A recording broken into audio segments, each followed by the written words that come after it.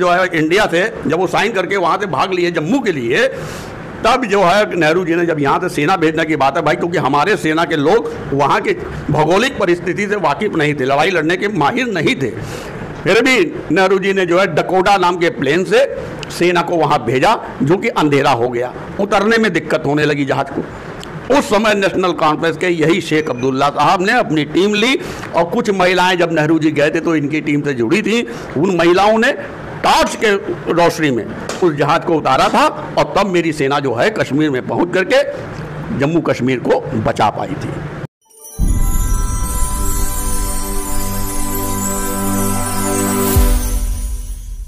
नमस्कार, मैं सोनी सिंह। इस समय मैं मौजूद हूँ वाराणसी में, बाबा भोलेनाथ की नगरी है, और मेरे साथ राजनीतिक मुद्दों पर बात करने के लिए कांग्रेस के जो है वरिष्ठ जो है पदाधिकारी हैं, मतलब कांग्रेस से जुड़े हुए लोग हैं। अभी फ़िलहाल राहुल गांधी के बारे में जो है एक बयान जारी हो रहा है कि लोग जो है बोल रहे हैं कि अगर राहुल गांधी का जो जुबान काट लेगा उसको मैं 1 लाख रुपया दूंगा। तो आपको क्या लगता है, किस वजह से इस चीज़ को देखते हैं आप? परिचय दे दीजिए अपना। पहली बात, उन्होंने ये कह करके कि जो राहुल गांधी का जवान काट लेगा उसे मैं 11 लाख रुपया दूंगा, तो ये तो एक अपराधी छवि के लोग हैं जो कि सुपारी देने का बात कर रहे हैं। जैसे कि किसी अपराधी को सुपारी दिया जाए कि उसको जाओ मारे आओ, तो इन्होंने तो एक तरीके से सुपारी की 11 लाख सुपारी की घोषणा की है कि जो भी चाहे, और इस तरीके से ये समाज के अंदर एक तरीके से विद्वेष पैदा करने का प्रयास हो रहा है। और राहुल गांधी जी के खिलाफ जो गरीब तबका है या जिसको पैसे की आवश्यकता है, उसको जो है हिंसा के लिए प्रेरित किया जा रहा है, ताकि वह जो है हमारे साथ आ करके और इस तरह की हिंसा समाज के अंदर, और जो इनकी पंजाब में और हरियाणा और गुजरात में जो इनकी स्थिति चल रही है, उसको किसी तरीके से हिंदू और मुसलमान के रूप में परिवर्तित करके उस पर किसी तरह डैमेज कंट्रोल करने का ये उनका प्रयास है। मैं समस्या जिस तरीके से वो बयान जारी कर रहे हैं, जिस तरीके से वो कह रहे हैं कि पैसा दे के जुबान कटवाया जाएगा, तो आप क्या नहीं लगता कि जो है सामने सीधे सीधे गुंडागर्दी वाली बात हो रही है, या सीधे सीधे जो है जान से मारने वाली सुपारी दिया है, जो धमकी क्या उसको सुपारी के रूप में लोग देख रहे हैं? भाई वही तो मैंने कहा कि ये तो सुपारी देने वाली बात है। इसके लिए हमारे जो राष्ट्रीय अध्यक्ष खड़गे साहब ने प्रधानमंत्री जी को लेटर लिखा, और उसका जवाब कल नड्डा साहब ने दिया है, जिसमें उन्होंने राहुल गांधी जी के पुराने बयानों को एक के बाद एक करके, और उन्होंने कह दिया कि भाई उसमें माफ़ी मांगने की और उनको क्षमा मतलब कार्रवाई की कोई ज़रूरत नहीं है। ऐसा प्रतीत हो रहा है कि ये सीधे सीधे प्राइम मिनिस्टर हाउस से, प्राइम मिनिस्टर ऑफिस से ये सब चीज़ें बयान जो है बना करके अपने इन लोगों को दिया जाए, जो बाहर से आयातित इनके जो नेता हैं, जैसे शिंदे ग्रुप के आदमी हैं वो, उन्होंने तो उनको कहीं ना कहीं भाजपा के अंदर अपने आप को कट्टर हिंदुत्व का छवि दिखाने के लिए इस ढंग का बयान वह दे रहे हैं, और उनसे दिलवाया भी जा रहा है। क्योंकि इनके यहाँ क्या है, इस तरीके के नेताओं को प्रमोट किया जाता है, उनका तिलक लगाया जाता है, उनको माला पहना करके रोड पे उनका महिमा मंडित किया जाता है। अगर आपको याद होगा, बिल्किस बानो के जो हत्यारे थे, जब उनको छोड़ा गया तो उनका जो है वहाँ की भाजपा की जो इकाई थी उसने उनका स्वागत किया माला पहना करके, और उनके साथ जो है उनको जो है रोड पे जो है जुलूस के रूप में घुमाया गया, जैसे बहुत बड़ा जो है विजय प्राप्त करके आ रहे हैं। इस तरह का कार्य किया गया, और ये जान लीजिए, ये समाज को जो जितना बांटना चाह रहे हैं, इसका परिणाम अभी हरियाणा और जम्मू कश्मीर के चुनाव में सामने आएगा। अभी देखिए इनके नेता बिश्नोई थे, कौन कौन जो जा रहे हैं प्रचार के लिए हरियाणा, उनको जनता दौड़ा ले रही है। यह स्थिति बन गई है। अब जनता ने ये मन बना लिया है कि इनको, अगर पार्टी जो चुनाव आयुक्त और फलाने वलाने जितने भी अधिकारी हैं, जब इनके कंट्रोल में हैं, इन्होंने अपने लोगों को बैठा रखा है वहाँ पर, उनको जो इन्होंने नियंत्रित कर रखा है अपने विचारों से, उन सबों को जवाब अब सीधे पार्टियां नहीं दे पा रही हैं तो जनता दे रही है। और हमें लगता है कि ये चुनाव आयुक्त भी कहीं ऐसा ना हो कि ये अधिकारी भी अब जनता के बीच में जाने पर डरेंगे। आपको याद दिला दे रहा हूँ, अभी क्या कहते हैं, ब्रिजभूषण शरण सिंह ने कहा था कि मैं हरियाणा आऊँगा और फोगेट को हरा कर दिखाऊँगा। वहाँ की पब्लिक ने ये चैलेंज किया है कि ब्रिजभूषण शरण अब तुम सरकारी सुरक्षा को छोड़ करके अपनी सुरक्षा लेकर के तुम हरियाणा में घुस के दिखा दो तो तुमको मैं असली राजपूत मानूंगा, ये वहाँ की जनता ने बोला है। तो जिस तरीके का जन आक्रोश सामने आ रहा है और राहुल गांधी जी को जो मुद्दों की लड़ाई लड़ रहे हैं, चाहे वो किसानों की होए, चाहे बेरोजगारी की होए, चाहे क्या कहते हैं महिला सुरक्षा की बात होए, चाहे भ्रष्टाचार की बात होए, जिन मुद्दों को ये लेके चल रहे हैं उन मुद्दों पे जन समर्थन राहुल गांधी जी के साथ खड़ा है। और ये भी निश्चित है कि आने वाले समय में अगर आप देखेंगे तो राहुल गांधी जी को आपने देखा, जो आज जवान काटने की बात हो रही है, कहीं कह रहा है कोई कह रहा है कि तुम्हारी दादी के पास पहुंचा दिया जाएगा। पंजाब का एक सिख नेता भाजपा का उसने बोला कि आपकी जो दादी का हश्र हुआ वो आपका हश्र होगा, कर दिया जाएगा। उसने ये शब्द बोला है, जो आपकी दादी का हश्र हुआ है वही आपका कर दिया जाएगा। यानी उस आपको ये लगता है कि जिस तरीके का वो बयान दे रहे हैं तो कहीं ना कहीं अगर इसको माना जाए तो क्या उनके दादी को का जो हश्र किया गया जो हुआ है उनके साथ, तो क्या इन लोगों का ही हाथ हो सकता है उसमें? बिल्कुल बिल्कुल यही होगा। उस सिख को ये पता ही नहीं है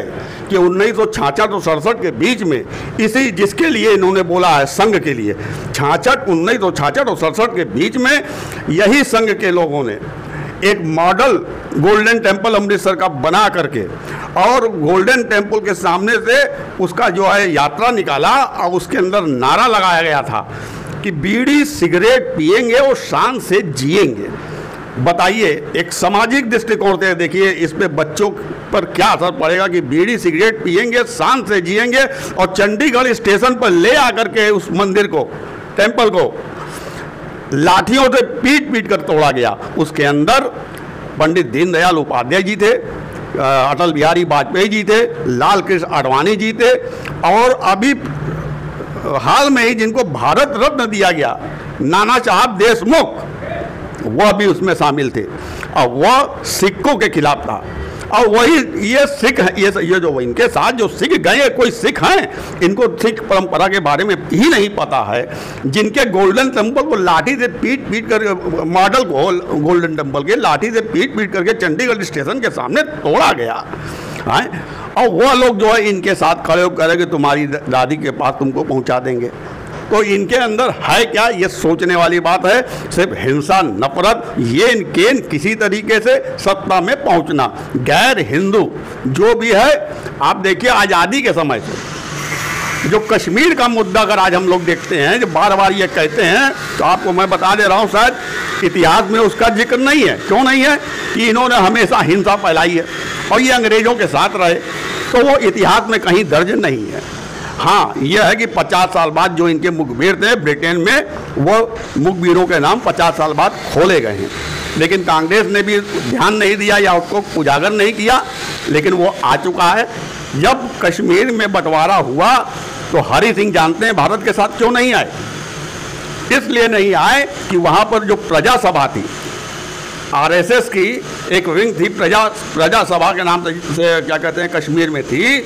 वह हरि सिंह को भड़का रही थी। ऐसा है कि आप जो ये शेख अब्दुल्ला साहब जो थे, नेशनल कॉन्फ्रेंस के संस्थापक, नेहरू जी के साथ थे, जो कि लोकतांत्रिक नीति और सिद्धांतों में विश्वास करते थे और वो नेहरू जी के साथ कश्मीर को लाना चाहते थे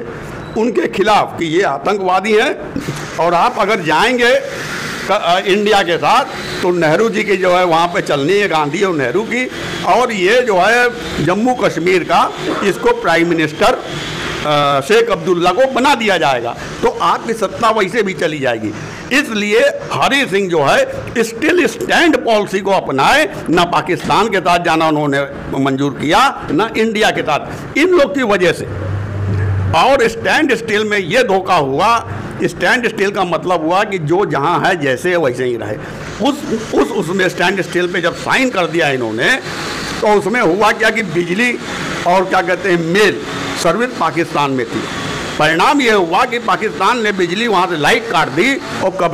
कबालियों को कश्मीर पे कब्जे के लिए भेज दिया। तो उसका परिणाम ये हुआ कि जब ये कबायली अंदर एकदम घुस गए,